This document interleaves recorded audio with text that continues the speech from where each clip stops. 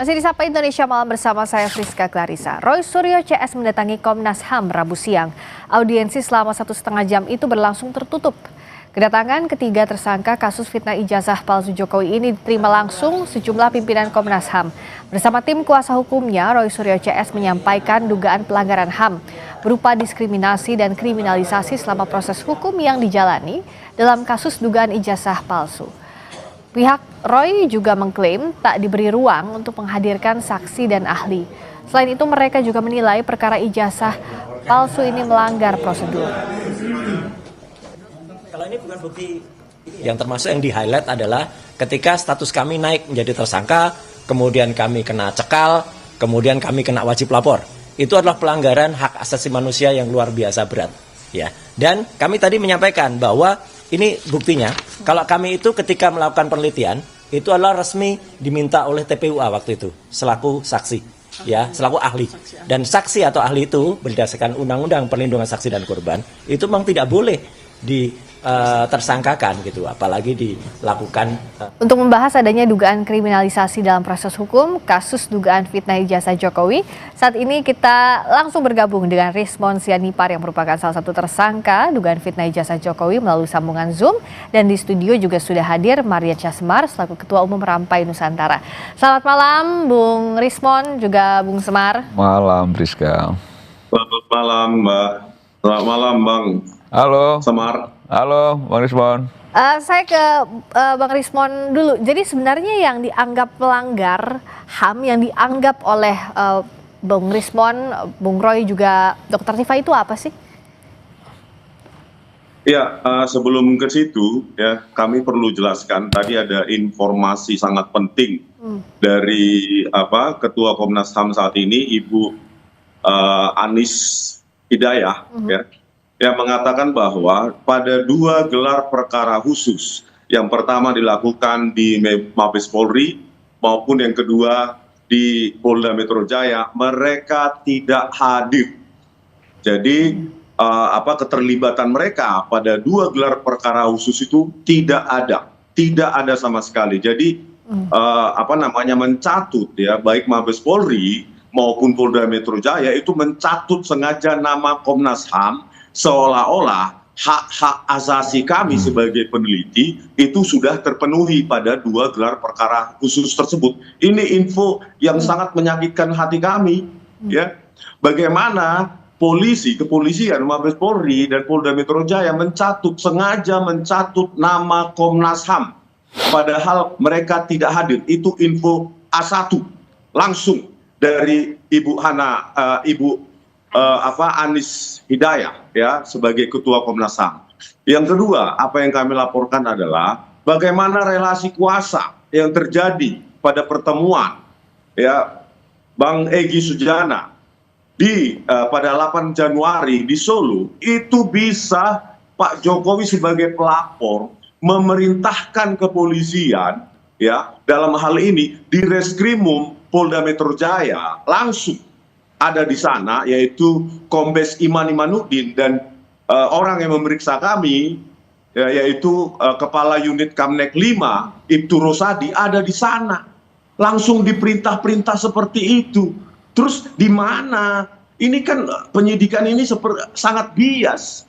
Joko Widodo sebagai pelapor itu masih punya kendali penuh pada kepolisian. Inilah makanya kami ingin mengajukan ya bahwa ya hasil forensik Polri layak diragukan.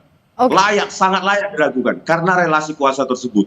Ya, oleh karena itu kami ingin lab for luar negeri agar tidak bisa diintervensi. Ada di Singapura, ada di Jepang, ada di Korea Selatan, ada di Australia. Jadi Anda meragukan hasil dari lapor Polri tadi, menganggap kalau Bung Rismon ada relasi kuasa, termasuk juga ada temuan kalau dari informasi yang didapatkan Bung Rismon tidak ada Komnas HAM pada saat gelar perkara khusus. Silakan Bung Semar. Ya, pertama saya mau respon begini ya, kalau dianggap Pak Jokowi itu memiliki kendali terhadap kepolisian, mungkin Bang Rismon dan kawan-kawan nggak cuma belakangan ini jadi tersangka, dari awal juga sudah bisa jadi tersangka.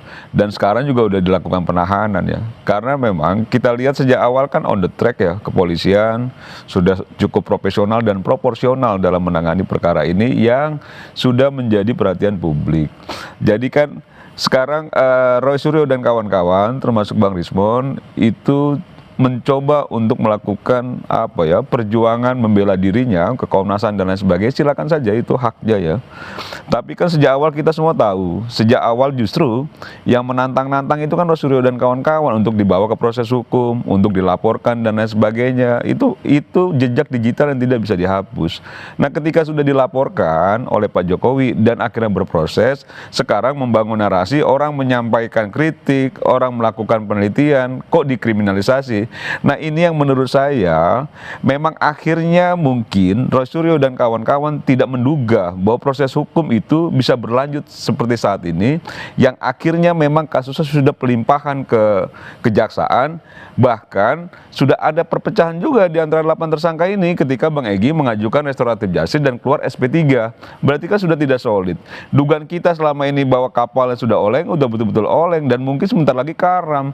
Nah, tinggal lagi sekarang bagaimana orang-orang yang memang masih mendapatkan ancaman hukuman pidana ketika ini berproses secara pengadilan, itu kan ingin coba untuk membela dirinya, dan silakan saja.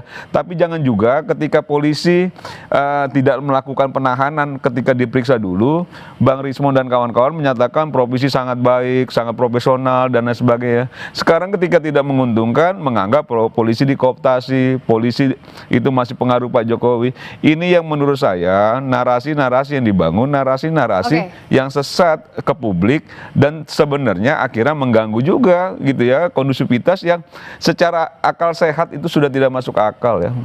Bung Rismon tadi meragukan adanya relasi kuasa dalam proses restoratif justice-nya Bang Egy dan juga Bang Damai. Tapi untuk kasus yang klaster Anda yang dilimpahkan ke kejaksaan, Anda melihat prosesnya sudah sesuai dengan jalurnya, sudah on the track atau tidak? Sesaat lagi di Sapa Indonesia Malam kita bahas. Masih bergabung Rizwan Sianipar, salah satu tersangka dugaan fitnah ijazah Jokowi, dan juga Mardiansyah Semar selaku Ketua Umum Rampai Nusantara. Bung Rizwan, kalau dalam kasus Anda yang masih bergulir sekarang di kejaksaan, itu sudah sesuai dengan hak asasi belum? Iya, itu juga yang bagian dari yang kami laporkan tadi ke Komnas HAM, bahwa ya bagi kami pelimpahan berkas ke kejaksaan itu terlalu prematur, karena Kenapa? sempat Polda Metro Jaya menjanjikan kepada kami bahwa ahli kami dan saksi ada charge kami itu diperiksa dulu, begitu loh. Karena kita pertanyakan bagaimana mungkin ini terkait dengan manipulasi digital yang dituduhkan kepada kami, itu kan dituduhkan hanya karena 5 ahli yang diperiksa oleh Polda Metro Jaya. Sementara kami juga memiliki 5 ahli untuk men-challenge itu. Ya, seperti Profesor Dr. Tono Saksono, seperti Profesor Henry Subiakto, Dr. Rido Ramdhani, belum juga dengan Dr.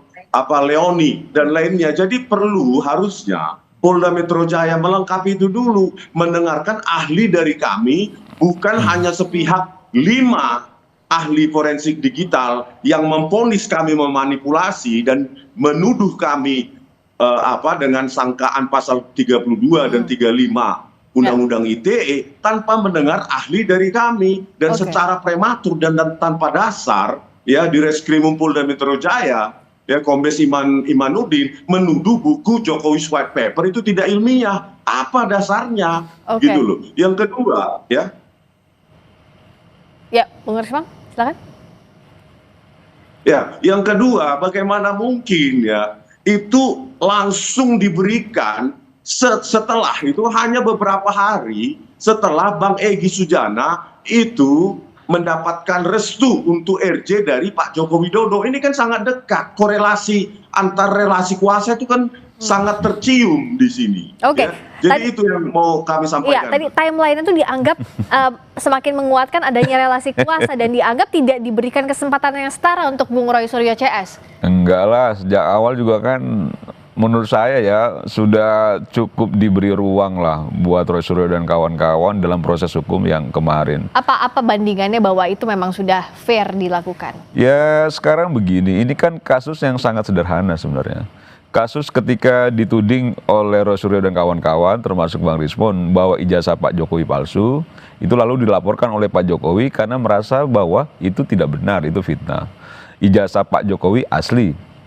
Dan itu yang akhirnya dilaporkan secara hukum. Nah ini soal yang sangat sederhana sekali, apalagi alat ujinya Roy Suryo dan kawan-kawan, Bang Rismon itu alat ujinya bukan ijazah langsung Pak Jokowi, ijazah yang diambil dari medsos. Gitu loh, udah jelas itu ijazah fotokopian, ijazah yang dikopi, diteliti, itu kan sudah masuk unsur pidananya. Kalau kita bicara soal tindak pidana, selesai situ. Tapi karena memang ini terlalu banyak ya drama-dramanya, terlalu bising, terlalu gaduh, sehingga akhirnya polisi melihat bahwa ini perlu didudukkan sebaik-baiknya kasus ini. Dan itu dilakukan.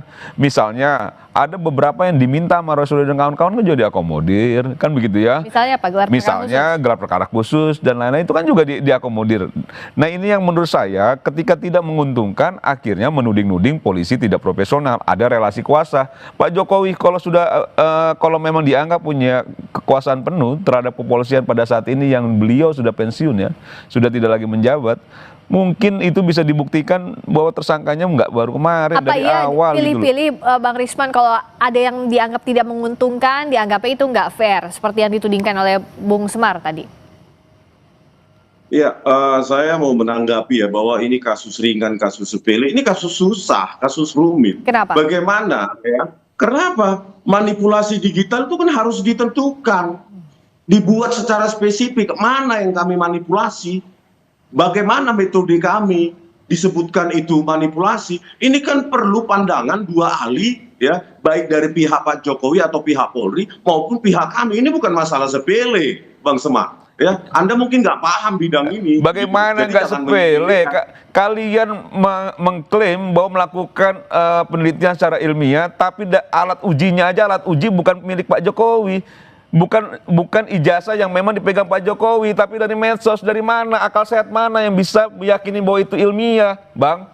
Dari mana, Bang? Oke, Bang gitu Rismon dilanjutkan, Bang Rismon. Bagaimana Abang bilang ini nggak sepele gitu loh? Kalau alat uji Abang itu ijazahnya Pak Jokowi ya diizinkan untuk diteliti dan akhirnya hasilnya itu memang dicurigai itu palsu, itu boleh Abang bicara palsu. Dijawab dulu, Bang Rismon, silakan. Ini fotokopian yang Abang jadi alat uji. Silakan Bang Rismon, dijawab. Gitu loh. Ya, ini karena di studio jadi gampang memotongnya ya. Silakan, jadi begini ya, Anda kan nggak paham bidang digital image processing. Yeah. Yang kami ajukan adalah ahli-ahli di bidang itu. Apakah di dalam video-video YouTube saya maupun di yang tertulis mau ahli apapun Bang, alat ujinya harus benar gitu loh. Jawab itu dulu, Bang Rismon. Tidak ilmiah dan mana yang salah. Dan ahli-ahli kami akan membantah itu. Oleh karena itu, ini sepihak dituduhkan kepada kami melakukan manipulasi digital karena hanya mendengar pihak yang menyatakan kami memanipulasi. Sementara pihak yang mengatakan kami melakukan dengan metode ilmiah yang sangat baku dalam digital image processing itu tidak didengarkan. Begitu loh. Di situ pentingnya. Yang kedua, ya, masalah perpecahan. Siapa bilang pecah?